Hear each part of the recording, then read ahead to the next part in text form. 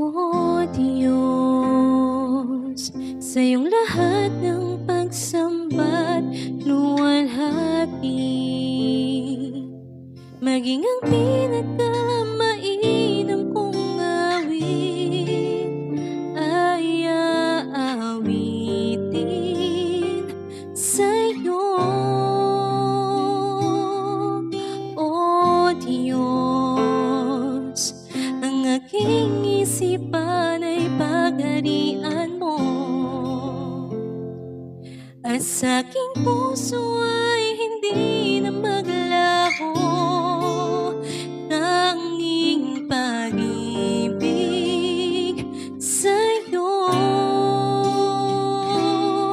Ano pa bang maihahandog ko liban sa buhay kong nanggaling sa'yo?